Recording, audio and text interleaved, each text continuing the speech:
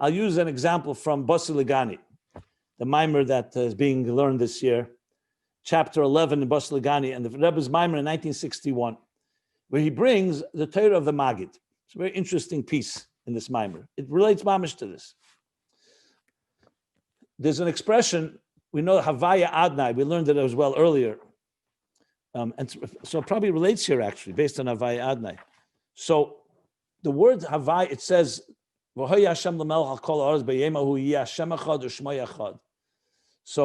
we learned this, Hashem Echad, V'Shmei Echad, Hashem Kadosh, V'Shmei Kadosh. Now the name of God, the tetragrammaton, the Shem HaMeferish, Yud Kei Vav Kei, we don't pronounce it. We're not allowed to pronounce it. We don't know how to pronounce it. It was only once a year during the time of the temple, when the Kohen Gadol, the high priest, would go into the Holy of Holies, so he knew the secret of pronouncing the Yud Kei Vav Kei. How do we pronounce it when we say it? Every time we say Baruch Atah Hashem, so we pronounce it Adnai. I just changed the way we express it because I don't want to say the word the way we're supposed to say it. But we don't read Yud Kei Vav Kei, Yud Hey Vav Hey. We don't read it that way at all. No one ever uses that. We read it Adnai. Baruch Atah Hashem. Baruch Atah. I say Hashem, but Hashem just means name. Adnai. So the Gemara says, why? Because today, Loi kashani nichtev kachani nikra. The way it's written is not the way it's read. The Kohen Gadol read it the way it's the way it's written is not the way.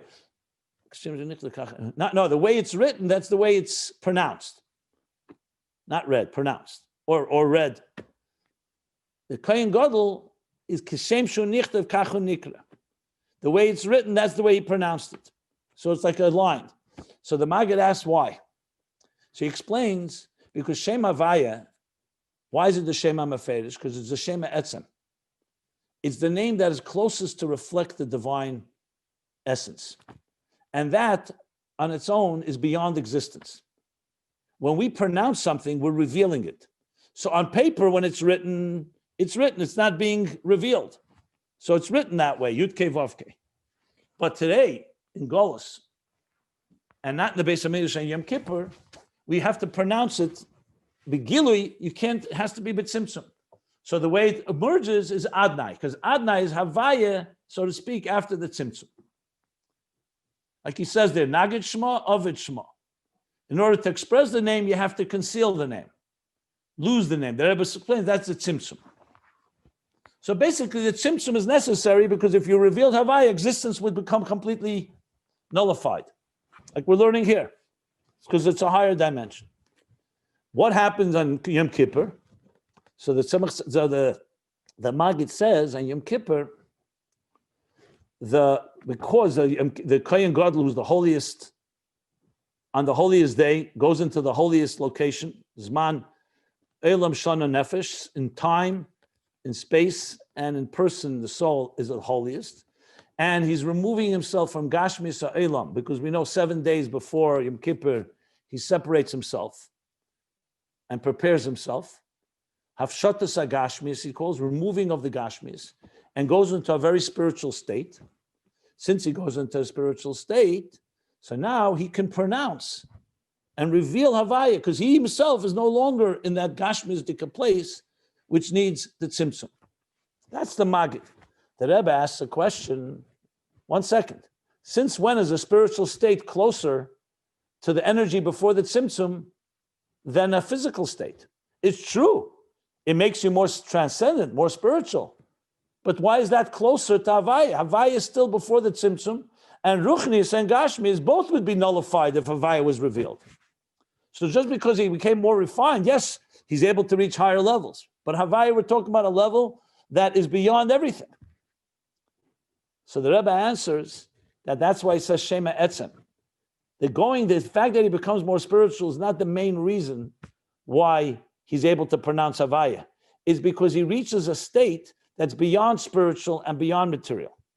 In other words, to put it simply, many people aspire to getting a transcendent experience.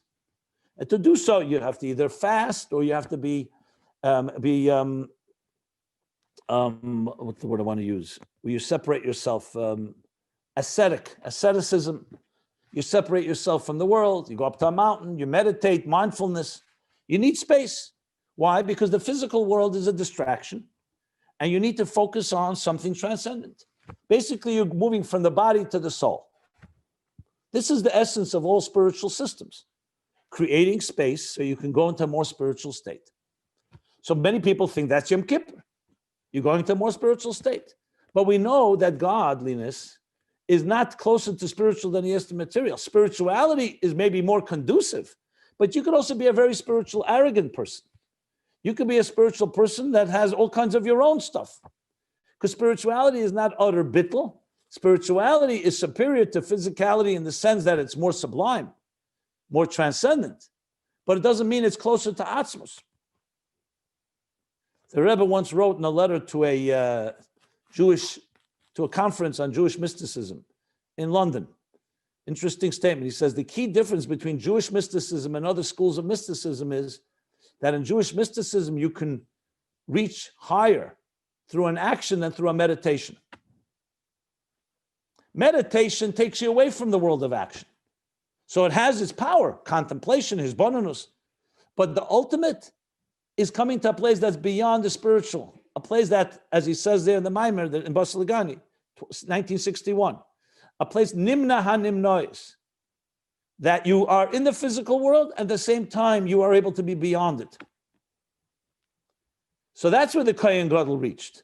That's why he could say the Shem Havaya, because he actually reaches a place that's beyond material and beyond. But in other words, transcendence itself is not the ultimate purpose. It's to get to a place that's beyond transcendence, where being immersed, immanence and transcendence can be joined as one, as the Rebbe brings there.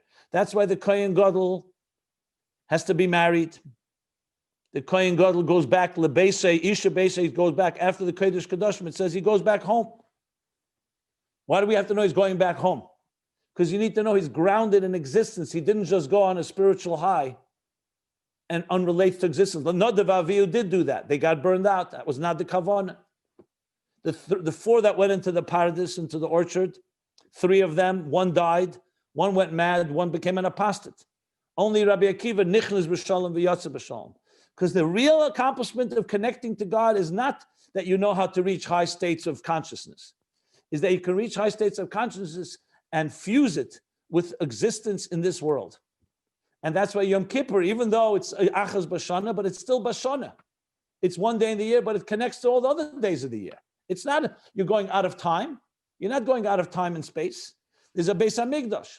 There's a Kodesh Kodashim. But the Kodesh Kodashim aren't Mokem Ha'aron Eina Min Hamida. The space is there, but the space itself, it reflects something beyond space. It doesn't say you just went beyond space. If Yom Kippur was a day where we leave time and space and we leave all of existence for a day, that's one thing, but that's not the intention. So therefore, in Nimna Nimnois, like I spoke the other day about Basi, a love of the Alter Rebbe's interpretation, that you have to bring both together.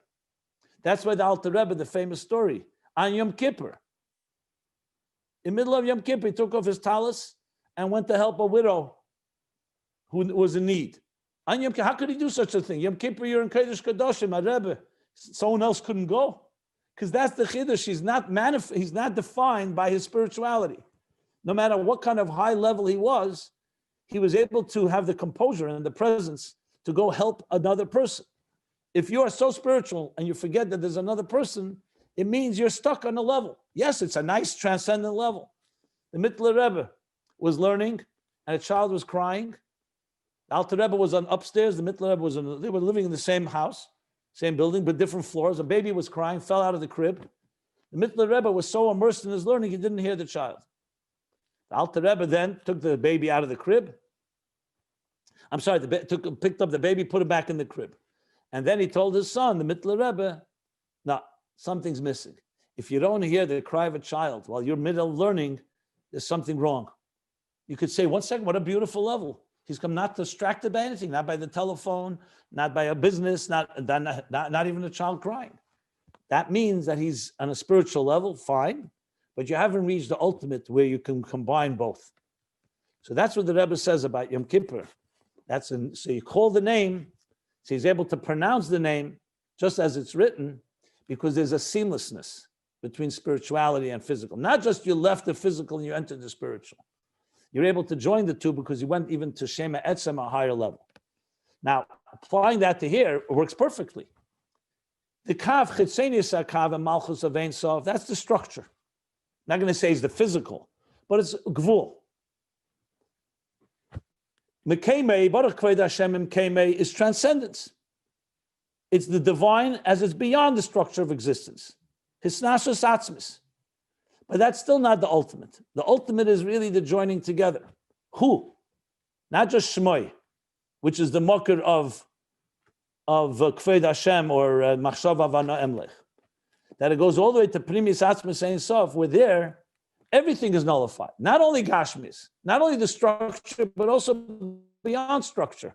And that's why they could all join together as one. That obviously is the ultimate will be when Mashiach comes, total fusion between the highest levels and Elam Hazeh. So you have Eirus, Kalim, and you'll have the Etzem, which combines everything, transcendence and immanence on all levels.